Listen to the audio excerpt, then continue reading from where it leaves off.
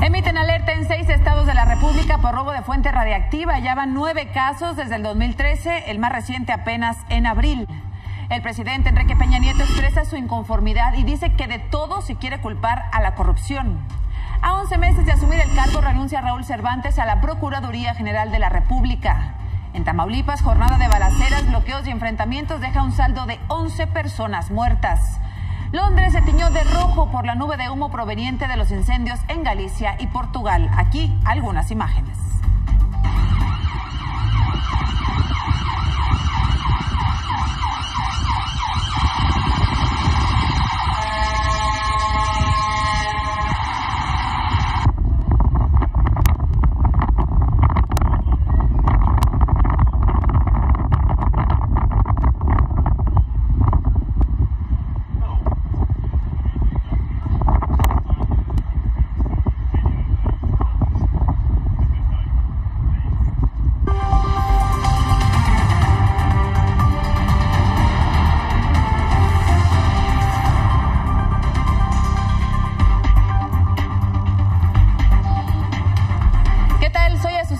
Como siempre, doy la bienvenida a Milenio Noticias de la Noche.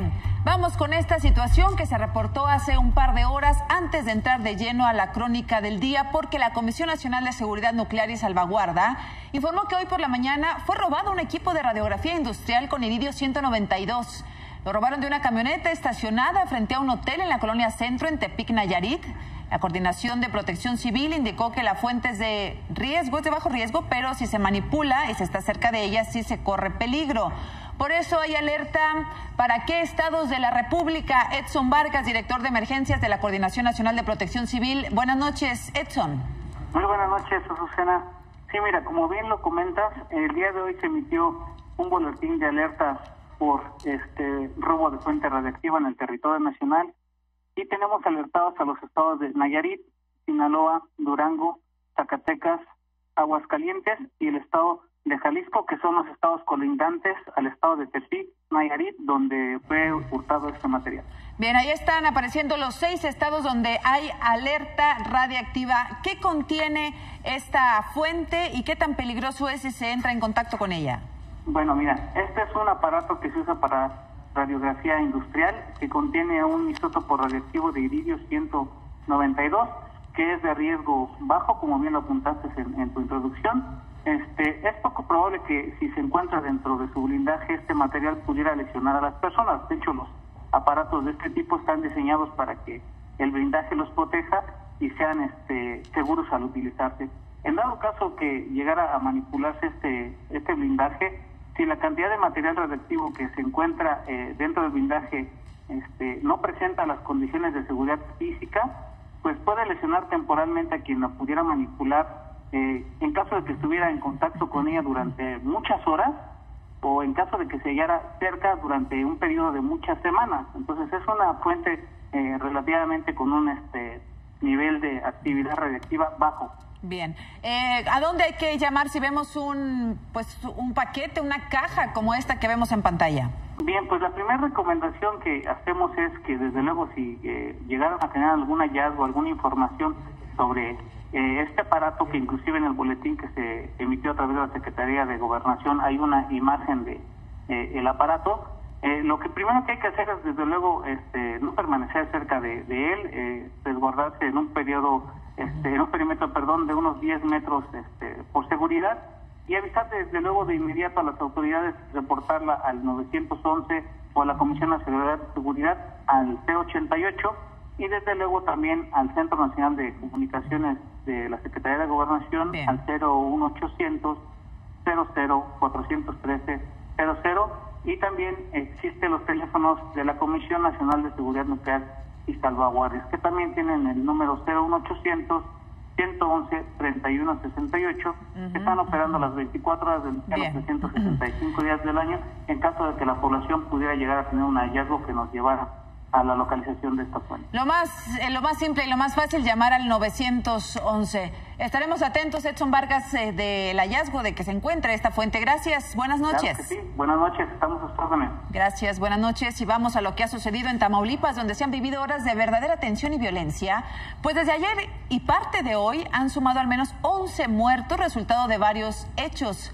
Ayer en Reynosa, 5 puntos de la ciudad fueron bloqueados con vehículos y ponchallantas. También hubo detonaciones en otras 5 colonias, entre ellas granjas económicas y actrices mexicanas. En la colonia Lomas del Pedregal, policías estatales fueron agredidos por un comando que logró darse a la fuga. Mientras tanto, en Río Bravo, esta mañana, un padre y su hijo fallecieron después de que sujetos armados les dispararon cuando iban rumbo a la escuela. Por otro lado, 4 delincuentes murieron en una gasolinera situada en las inmediaciones del ejido 6 de enero, cuando miembros de las Fuerzas Armadas repelieron la agresión. Además, fueron encontradas 3 personas muertas en la colonia Cavazos Lerma y 2 más en la colonia Infonavit.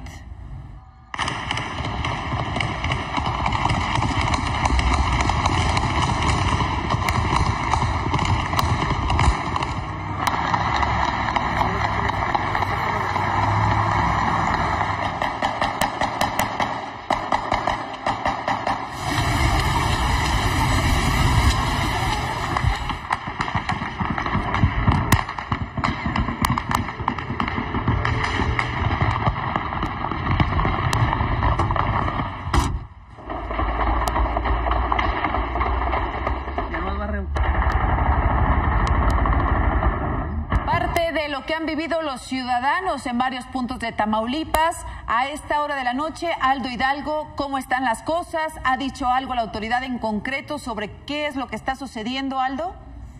Muy buenas, Susana. Pues bueno, te comento que al menos a esta hora de la noche se encuentra en aparente calma la ciudad de Reynosa después de estos hechos de violencia que iniciaron desde este pasado fin de semana. Incluso a esta lista que nos presentas te puedo comentar que suma otro presunto delincuente abatido a la altura de Libramiento Reynosa-Monterrey, en la altura de la colonia Cumbres, aquí en la ciudad de Reynosa. 2 personas detenidas. Y bueno, una persona que se encontraba privada de su libertad también fue liberada. Hasta el momento las autoridades, al menos el representante del gobierno de Tamaulipas en la zona norte del estado, Francisco Garza de Cos, le pidió a los ciudadanos que tuvieran paciencia ante los hechos de violencia que se han presentado en las últimas horas.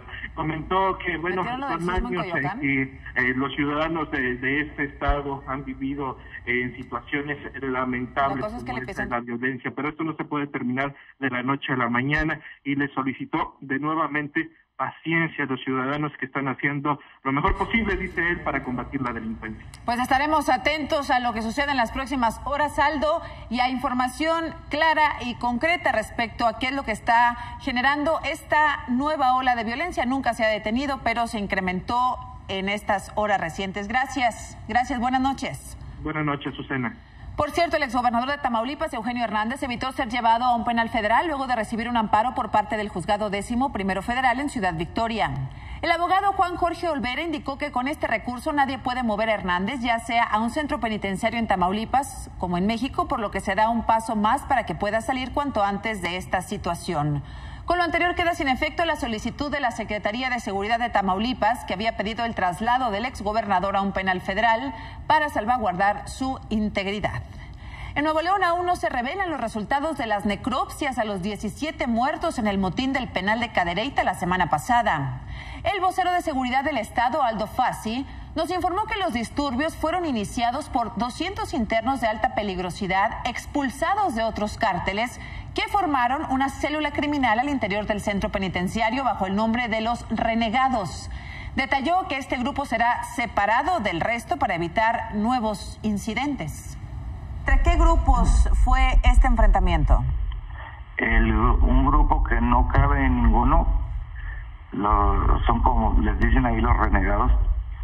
Es un grupo de personas que perteneció a varios grupos delictivos y no son aceptados por ningún otro.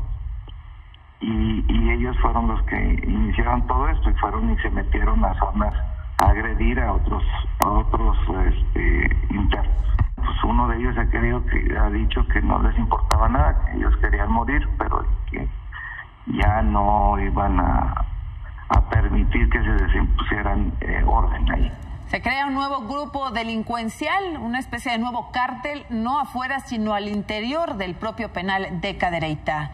La Fiscalía del Estado de México ofrece una recompensa de 500,000 pesos a quien aporte información para localizar y aprender a David Medrano, de 29 años, por su presunta participación en el multihomicidio, el de una familia de 5 integrantes en Tultepec.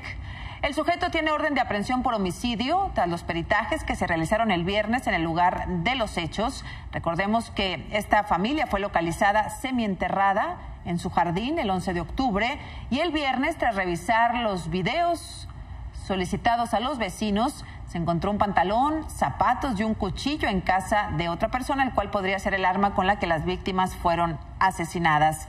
Ahí mismo en el Estado de México, 6 personas, entre ellas una mujer, fueron acribillados durante la madrugada de este lunes en la comunidad de Puente Grande, municipio de Huehuetoca. Los cuerpos fueron encontrados en un Jetta color arena sobre la calle Francisco Villa, después de que los vecinos de la zona reportaron detonaciones de arma de fuego. Según la versión de testigos, entre las víctimas estaban padre e hijo, presuntamente señalados por narcomenudeo. Y este fin de semana en Guerrero fueron asesinados en diferentes hechos 2 reconocidos perredistas del estado. El exalcalde de Citlala, Francisco Tecuchillo, fue localizado el sábado con una herida de arma blanca en el cuello en las inmediaciones de una primaria de Chilapa y murió mientras recibía atención médica. En tanto, el líder y fundador del partido en el estado, Ramferi Hernández, fue asesinado y quemado dentro de un vehículo junto a su esposa, su suegro y su chofer en el municipio de Ahuacotzingo. El gobernador Héctor Astudillo adelantó que ofrecerán una recompensa para lograr capturar a los agresores en ambos casos. En Jalisco, sujetos armados a bordo de 2 motocicletas dispararon contra Cecilia Méndez, locutora de un programa independiente, quien iba en su auto tras salir de la estación en la que tiene su emisión matutina los lunes. La comunicadora fue trasladada a un hospital privado donde los médicos la reportan grave. Las autoridades ya investigan el móvil, pues según testigos se trató de un ataque directo contra la mujer. Hoy el presidente Enrique Peña Nieto criticó que ante cualquier cosa que ocurra en el país, los mexicanos siempre quieren culpar a la corrupción. Participó en el foro Impulsando a México, la fortaleza de sus instituciones, y ahí dijo que los socavones, los sismos u otros eventos no son por la corrupción, pero siempre se quiere encontrar a un culpable donde a veces no lo hay. Hemos tenido los ejemplos de socavones, pues a ver, pasan en todas partes del mundo. Uno señalado, pero ha habido varios más y ahora vimos estos sismos. Y detrás de cada evento quieren encontrar un responsable, un culpable. Y siempre es decir, es la corrupción. Cuando no necesariamente asiste, no es que hoy tengamos más corrupción que antes, esta es mi óptica. Yo creo que hoy en día, por el avance de la tecnología, por el uso de las redes sociales, se ha hecho más evidente aquellos casos que eventualmente pueden presumirse de ser corruptos. También el presidente recordó una frase usada más o menos hace un año al referirse a que ha tenido que tomar decisiones impopulares como liberar los precios de las gasolinas, y dice que ningún presidente se levanta con ganas, pues usando otra palabra, de fregar a México. Así lo recordó hoy el presidente. Así como dije que el presidente de la República no se levanta todos los días pensando en cómo amolar a México o cómo joder a México, fue como lo dije expresamente. Se habla con propiedad, presidente. Así habla con propiedad. Favor. También es cierto que a lo mejor sin querer, una mala decisión del presidente sí puede llevar a México, perdón que lo diga, a que se joda, a que se friegue más. Entonces, perdón por lo impropio de mi expresión, la forma de decirlo. Pensamos. Esta madrugada, algunos de los aspirantes independientes a la presidencia comenzaron la recolección de firmas, tarea que no va a ser fácil. Cuentan con una ayuda, con una aplicación del Instituto Nacional Electoral. Carolina Rivera nos tiene la crónica de estas primeras horas.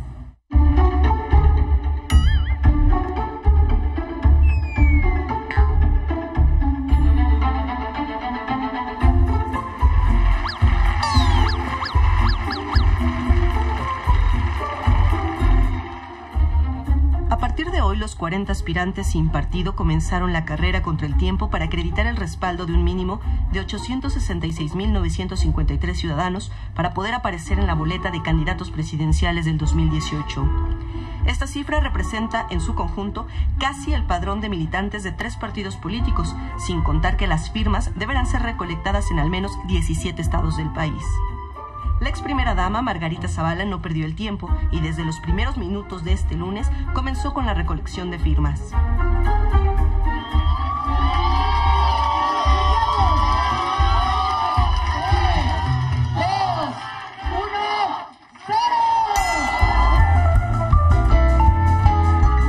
Durante el día se fueron sumando varios de los aspirantes que tendrán que acreditar que cuentan con el respaldo ciudadano.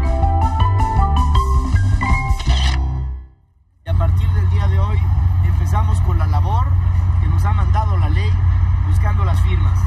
Yo soy ciudadano y pienso que de los 85 muchos también lo son, pero los que tenemos posibilidades de llegar y cumplir con las firmas somos 3 candidatos. Soy Armando Ríos Peter. Pues saludarlos. Estamos aquí en el casco de Santo Tomás, en el Politécnico, como lo anunciamos el día de ayer. Vamos a arrancar hoy el trabajo. Ya hay compañeros que han estado pues platicando con varios jóvenes, con varios maestros. Quisimos venir el día de hoy aquí con los jóvenes a estar presentes. Con el apoyo de una aplicación móvil proporcionada por el INE, los aspirantes contarán con 120 días para lograr el objetivo. Esto implicaría obtener 7.022 firmas diarias o 600 por hora en una jornada de 12 horas continuas. Para ello, los brigadistas tendrán que descargar la aplicación en sus dispositivos móviles, a la que podrán acceder con una contraseña que el INE les proporcionará, luego de que el aspirante los valide.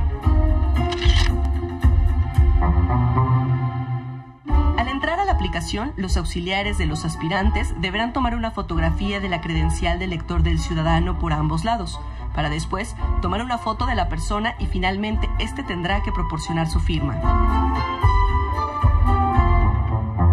Esta herramienta permitirá que la verificación pueda realizarse prácticamente en tiempo real y que los aspirantes puedan conocer si alguna firma es inválida, así como cuántas faltarían para cumplir la meta. Todo sin poner en riesgo los datos del ciudadano. Esta aplicación móvil les facilita a las personas que están recabando el apoyo ciudadano su trabajo, se vuelve muchísimo más eficaz y saben en el momento si ese apoyo ciudadano les va a contar o no, ¿no? Ya también estos cruces en relación a que si fue el primero o el segundo, pues ya lo tendremos que hacer aquí en el INE tiempo después, pero también, como le explicó Patricio Vallado, se va a contar el primer apoyo ciudadano. En caso de que para esa persona a la que se le brindó ese apoyo ciudadano, por alguna circunstancia renuncie, ya no continúe con el procedimiento o no reúna las firmas suficientes, entonces ese apoyo se va a validar entonces para la segunda opción. Sin embargo, con los 40 independientes que ya tienen luz verde del INE, será necesario que prácticamente el 40% del padrón electoral participe en esta primera etapa. Y en caso de que los 38 que aún están en la tablita cumplan los requisitos, la participación tendría que ser superior al 77%. Para Milenio Noticias, Carolina Rivera. Esta mañana, al presentar su renuncia a la titularidad de la Procuraduría General de la República, Raúl Cervantes aseguró que su salida es para no ser una distracción y que el Congreso agilice la aprobación de las leyes que regularán la nueva Fiscalía General en el país. Recordemos que Raúl Cervantes fue duramente señalado al presuntamente pretender junto al PRI un pase automático de la PGR a la primera Fiscalía General en México, lo que le valió el mote del fiscal carnal. Por ello, Cervantes dijo que él no será la excusa para que algunos políticos no avancen en la aprobación de las leyes. Por cierto, con la salida de Cervantes suman 3 procuradores que han dejado sus funciones. Arely Gómez, después de 19 meses en el cargo, Jesús Murillo Caram, con 23 meses al frente de la Procuraduría, y Cervantes, que solo estuvo 11 meses al frente de la PGR. Dado que los próximos días en la Cámara de Diputados se discutirán las nuevas iniciativas relacionadas con la Fiscalía General de la Nación y a efecto de que no sigan deteniendo las urgentes leyes que el país necesita, he decidido enviar al Presidente de la República y al Senado mi renuncia irrevocable a la Procuraduría General de la República a partir de este momento. Algunos legisladores y políticos han utilizado mi nombre y mis supuestas aspiraciones como una excusa para ellos no avanzar en la aprobación de las leyes que permitieran mejorar las condiciones y herramientas con las que se procura justicia en nuestro querido México. Yo no tengo ninguna aspiración fuera de servir con honorabilidad en cualquier capacidad pública o privada a mi país. Tras este anuncio, pues se dieron obviamente varias reacciones. La aspirante independiente Margarita Zavala opinó que el nuevo fiscal debe ser autónomo. El presidente del PAN, Ricardo Anaya, pidió que el titular sea apartidista y además dijo, bueno, pues que había sido un triunfo del Frente Ciudadano. El coordinador de los senadores del PRI, Emilio Gamboa, dijo que a pesar de su renuncia, el exprocurador puede participar en el proceso para ser fiscal, mientras senadores y diputados de oposición también opinaron sobre el tema. Hay que avanzar hacia, además, no solo lo del pase, eliminar el pase automático, sino que avancemos a que tengamos una fiscalía verdaderamente autónoma. Hay un plan con maña. El plan con maña es, si esta ley se aprueba y el reclamo que no se apruebe es que no haya pase automático, ya no hay pase automático. Entonces le preguntas al PRI, el PRI cree que solo con el transitorio le cumple a México. Ese debate subsiste con o sin Raúl Cervantes. Entonces, Acción Nacional rechaza todo acto de simulación del gobierno en torno a la renuncia del procurador. También habló el presidente Peña Nieto sobre esta renuncia y aseguró que va a dificultar al Senado el nombramiento del nuevo fiscal. Se pronunció porque el tema se deje hasta que pase la elección del 2018.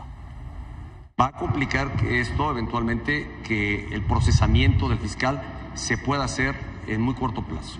Creo que la definición de un fiscal o de un procurador idóneo, con credenciales para desempeñar esa responsabilidad, no puede estar secuestrada por la efervescencia política. Y en consecuencia, si no hay condiciones para definir a alguien que tenga el perfil idóneo para ese desempeño, para esa responsabilidad, y a lo mejor tendremos que esperar a que ocurra la elección de julio del próximo año. Durante la gestión de Raúl Cervantes se dio la detención de 4 exgobernadores, aunque solo uno de ellos en México. Guillermo Padres se entregó a las autoridades en nuestro país. Tomás Yarrington, Javier Duarte y Roberto Borge, así como la emisión de una ficha roja para localizar y detener a César Duarte, exgobernador de Chihuahua. Sin embargo, estos procesos continúan inconclusos.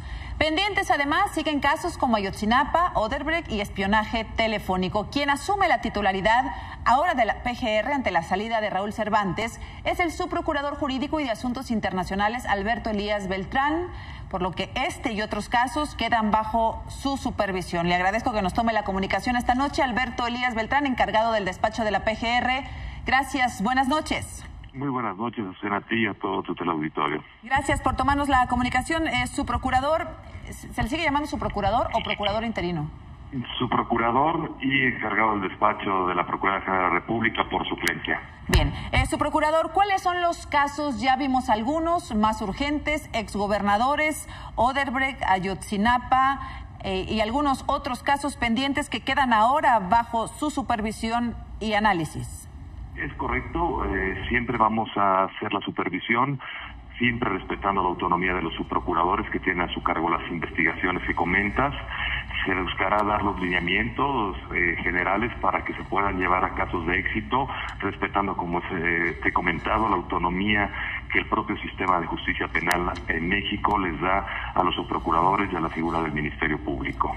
En ese sentido, como has comentado, existen varios casos de exgobernadores que, si bien es cierto, algunos están en procesos de extradición, estamos seguros que estos procedimientos llegarán a éxito para que puedan enfrentar la justicia mexicana, respetando siempre los derechos humanos y el principio de inocencia. Y como tú sabes, ahorita tanto el caso del señor Yarrington como el señor Borge, tanto en Italia y en Panamá respectivamente, están llevando procedimientos, recursos en contra de la aceptación del procedimiento de extradición por las autoridades panameñas e italianas, por lo que cuando concluyan tengan la certeza de que enfrentarán a la justicia mexicana. Roberto Borge y Tomás Yarrington estarán pronto extraditados en México, su procurador. Sí, por lo que se refiere al señor Borge, va a ser una extradición que llegará de manera directa a México. Por lo que se refiere al señor Yarrington, como se ha señalado, hay un acuerdo con la Fiscalía General de los Estados Unidos para que llegue primero a Estados Unidos y antes de que inicie el cumplimiento de la sentencia que en su caso imponga el Poder Judicial americano, enfrenta a nuestra justicia. Ahora, los otros casos, Eugenio Hernández, que fue detenido por las autoridades estatales, las de Tamaulipas, el caso de Javier Duarte y el de César Duarte, que continúa prófugo. Su procurador, ¿qué es lo que va a proceder en estos 3 casos? En la parte del exgobernador de Veracruz, ahorita estamos en una etapa en términos de nuestro nuevo sistema acusatorio, en una etapa que se denomina de investigación complementaria, y en su momento se aportarán todas las pruebas que se recaben en esta etapa para que inicie el juicio propiamente, el juicio oral. Por lo que se refiere a César Duarte, efectivamente existen unas notificaciones rojas y estaremos por presentar en su momento las solicitudes de extradición formal al gobierno americano. Y por lo que se refiere al exgobernador de Tamaulipas, Eugenio, estamos recibiendo un proceso de extradición a las autoridades americanas a efecto de que se pueda llevar su proceso, y estamos en plena colaboración con las autoridades de Tamaulipas. ¿Está ubicado César Duarte, su procurador? No, que yo tenga conocimiento. Dentro de los procesos de extradición ya será tarea de las instancias americanas para su localización y en su caso detención. ¿Hay alguna orden de aprehensión girada por la PGR hacia Eugenio Hernández? No, no tenemos ninguna orden de aprehensión. Como tú sabes, es una detención que se realiza por parte de las autoridades del gobierno de Tamaulipas. ¿Hay algún delito por el que se le persiga por parte de la autoridad federal? No, hasta el momento no se tiene ningún caso ya con una orden en contra del exgobernador de Tamaulipas, y estamos colaborando, como te comento, con la Fiscalía especializada en materia de anticorrupción y con el procurador de Tamaulipas en este caso. Hay otros casos muy sensibles, ya enumeramos algunos, muy sensibles en corrupción, por ejemplo, el caso de Odebrecht, su procurador. ¿Qué va a pasar en los próximos días en este caso? Mira, las investigaciones, como lo señaló el doctor Raúl Cervantes en la reunión que tuvo en el Senado, son investigaciones que están avanzando y en pronto se verán los resultados. No te podría platicar más de este tema, está en etapa de investigación, tengo que guardar la secrecía para no generar impunidad, ya que se judicializa el caso. Como ustedes saben, es un proceso que es ya abierto, que le da la transparencia conforme a nuestro Código Nacional de Procedimientos Penales. ¿No habrá ningún tipo de injerencia del hoy exprocurador? Ninguna. El doctor Cervantes siempre respetará la autonomía que se tiene técnica de la Procuraduría General de la República y las determinaciones del Ministerio Público. ¿Usted probablemente se mantenga como encargado del despacho hasta que se apruebe la Fiscalía General de la República, que puede ser, según dijo el presidente, después de las elecciones del 2018?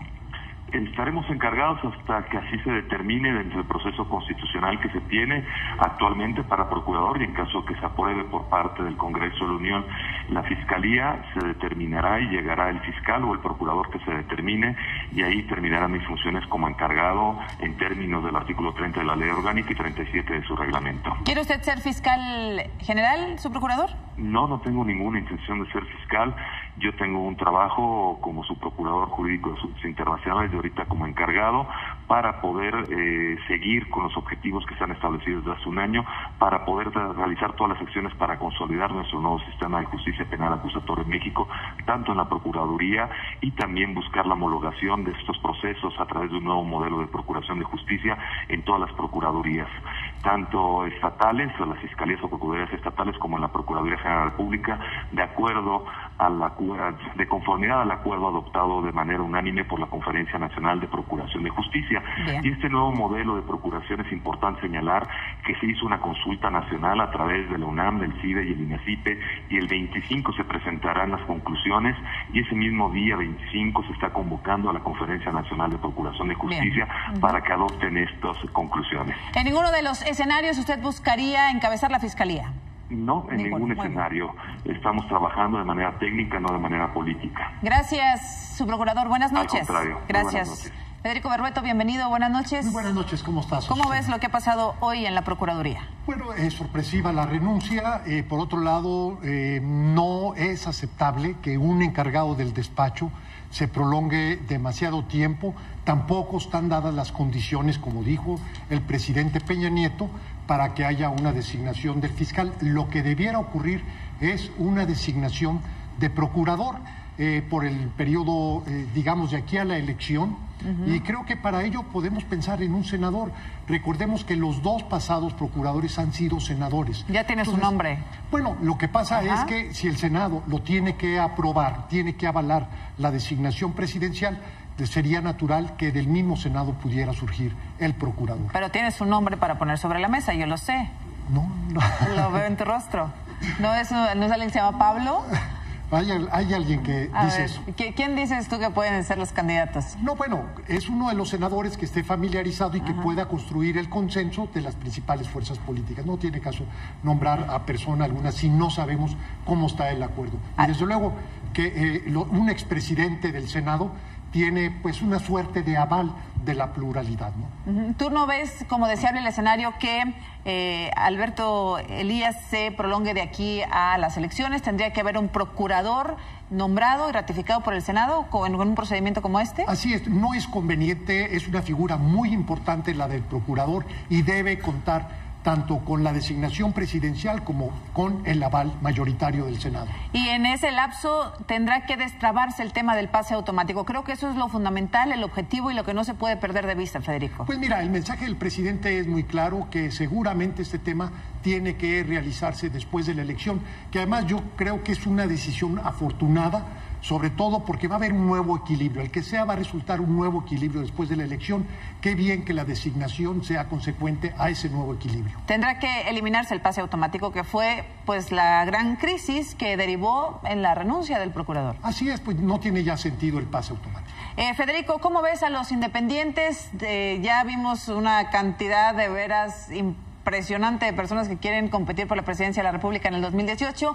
Ya habíamos platicado, no todos van a llegar, pero ¿cómo se han acomodado los escenarios en estos días, Federico? Mira, de todos los independientes hay una, que es Margarita Zavala, que tiene una clara ventaja. Seguramente no va a tener mayor dificultad para poder recolectar el 1,000,000 de firmas, el 1% del padrón electoral, poco menos de 1,000,000. Lo que sí habrá algunos otros pues que verdaderamente la van a padecer, van a sufrir. El sistema de recolección no es el más adecuado, es muy costoso, se presta también a prácticas con todo y que van a utilizar dispositivos móviles, aplicaciones, etcétera, pues a prácticas no muy adecuadas, por decirlo de alguna forma. Depende mucho de la estructura que cada candidato pueda crear en territorio y eso no es sano. Debió haberse pensado en un esquema mucho más abierto, más participativo, más flexible. Que fuera bilateral, lo decíamos ahorita en el corte, ¿por qué no abrir la aplicación para los ciudadanos que de motu propio quieran desde su casa o desde su oficina, desde donde estén, inscribirse y apoyar a un candidato? ¿Por qué poner en medio a una persona, ¿no? Entre la aplicación, entre la tecnología y el humano? Así es, que hubiera una suerte de ventanilla digital para que las personas a través de su dispositivo móvil, haciendo el mismo procedimiento, pero que de ellos corriera la iniciativa. Creo que eso se debió haber propuesto y además una decisión mucho más económica, más práctica y que le hubiera dado autenticidad a todo el proceso. Tenemos que aprender, ¿no?, de lo que va a suceder ahora. Ya decían los consejeros, se va a tener que cambiar la boleta, modificar la forma de conteo. Es un reto muy importante este del 2018. Así es, y además, bueno, no sabemos cuántos candidatos independientes pueda haber. También, pues, anticipa una elección muy competida. Estamos viendo tanto del Frente, de Morena, del PRI, de la alianza que encabeza el PRI y ahora de Margarita Zavala, que en la información de las encuestas ella estaría inmediatamente abajo de Andrés Manuel López Obrador. Ahora que hablas del Frente, ¿crees que esto que sucedió con el procurador Cervantes sea un logro del Frente otra vez y de Ricardo Anaya? No, yo no lo estimaría así. Creo que es parte de un proceso muy complicado porque se prolongó demasiado la designación del fiscal. Y esto nos acercó al proceso electoral y bueno, está sobrepolitizado y difícilmente podemos adjudicar a un partido qué sucedió. ¿Cuántos independientes ves en la boleta? 2 independientes. ¿Margarita y el Bronco? No, yo vería a Pedro Ferriz. Ay, no me digas. Sí. O sea, ¿tú ves a Margarita y a Pedro? ¿Crees que el Bronco no le alcance? Creo que el Bronco tiene muchas dificultades. Sí le alcanza porque es sumamente hábil, pero pues no va a ser un buen papel. Trae un rechazo altísimo en Nuevo León. Lo que ha ocurrido recientemente en el reclusorio creo que lo descalifica, pero bueno, si él está en la obsesión de ser candidato, seguramente lo va a lograr. O sea, tú ves entonces a Margarita, Pedro y al Bronco en la boleta. Con muchas dificultades. Con reserva. Así es. ¿Y ves un candidato del Frente? ¿Un candidato en común del Frente? Claro. Sí lo ves. ¿Sí crees que se pongan de acuerdo? Ricardo Anaya lo veo muy perfilado para ser el candidato. Pues ya lo veremos. Gracias, Federico. Nos vemos el lunes. Sí, con todo. Gracias. Buenas noches. El Papa Francisco declaró ayer a 35 nuevos santos, entre ellos 3 niños indígenas mexicanos, los llamados mártires de Tlaxcala.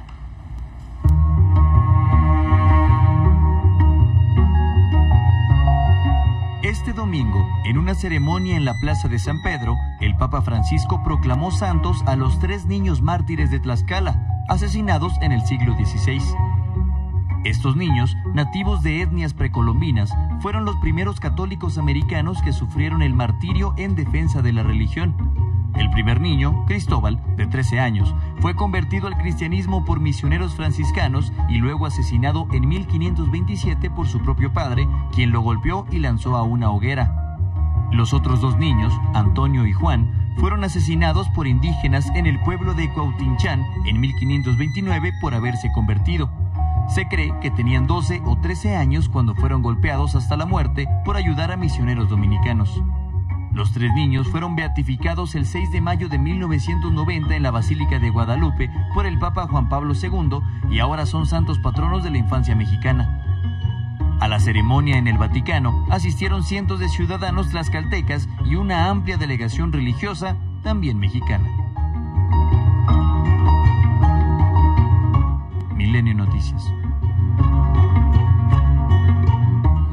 Al regresar del corte, el jefe de gobierno de la Ciudad de México da plazo de hasta 7 años para la reconstrucción de la ciudad.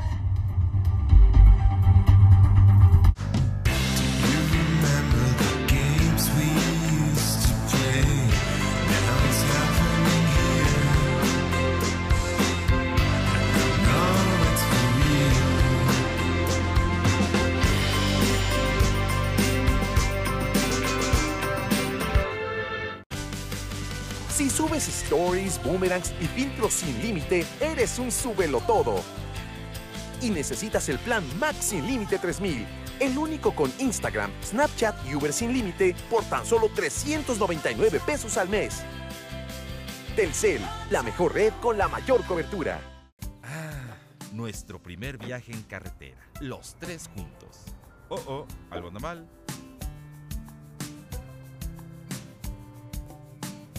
Mafre, contigo. Siempre que me necesites a tu lado voy. Contacta a tu agente de seguros de confianza.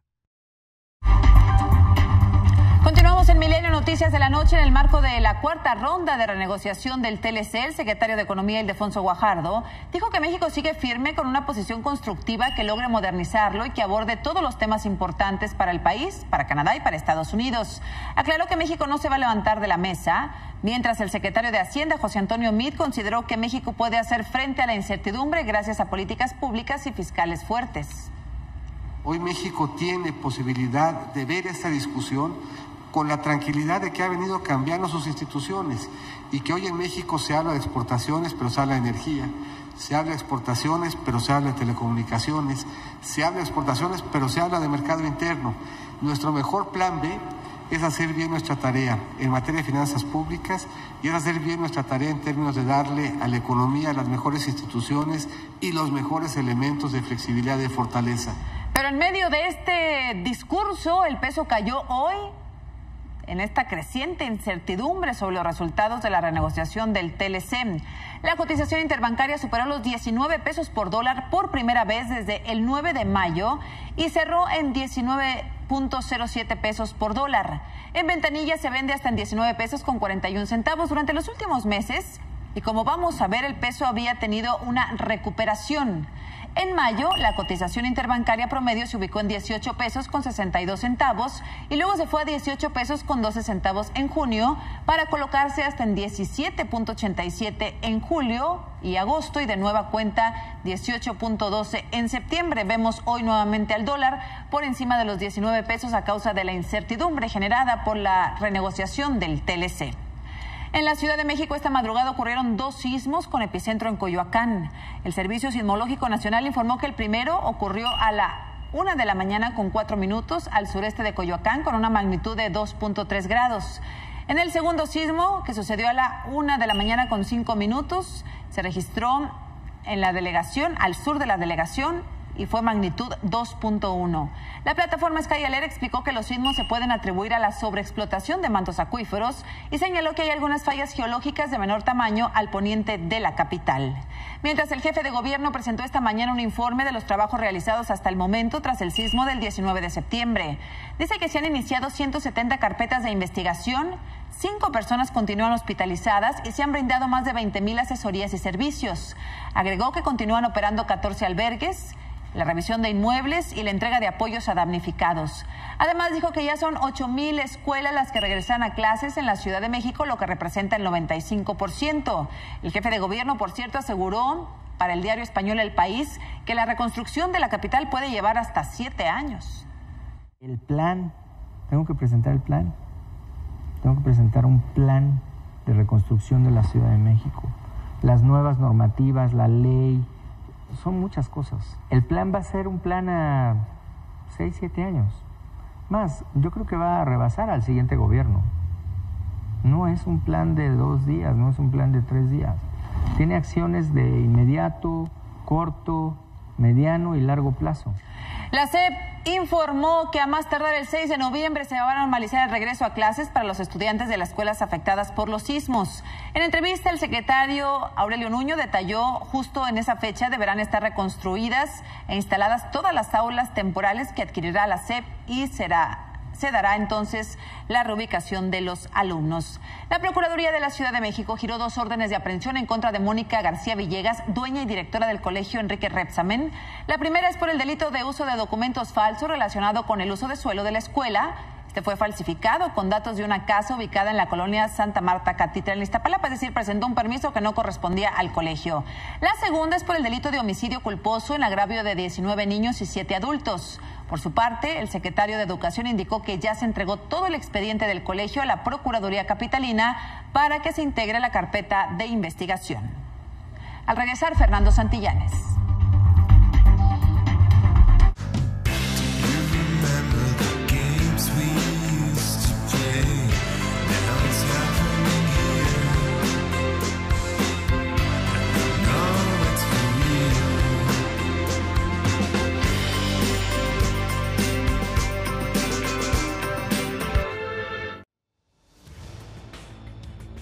Milenio Tech con Fernando Santillanes. Martes, 18:45 horas, por Milenio Televisión. Hoy, a las 22 horas, con Puch a las 10. A las 22:45 horas, La Afición. Y a las 23 horas, Milenio Noticias con Héctor Zamarrón.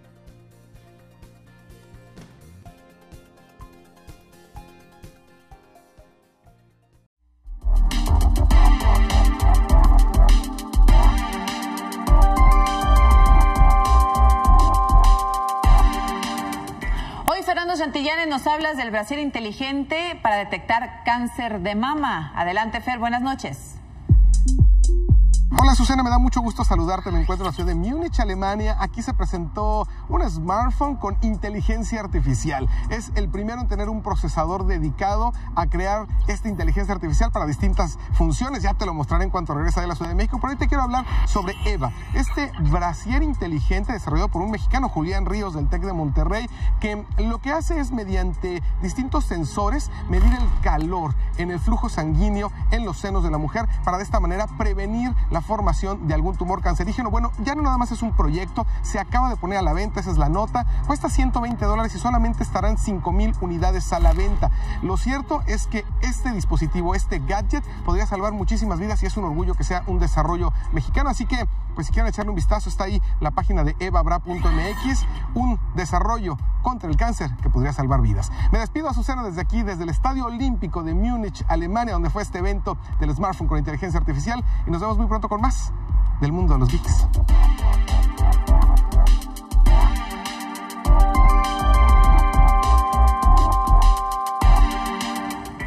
Se queda ahora con Carlos Marín y el asalto a la razón. Le acompaña el abogado de la directora del colegio Rebsamen. Así la historia de este lunes 16 de octubre. Gracias por su atención. Buenas noches. Hasta mañana.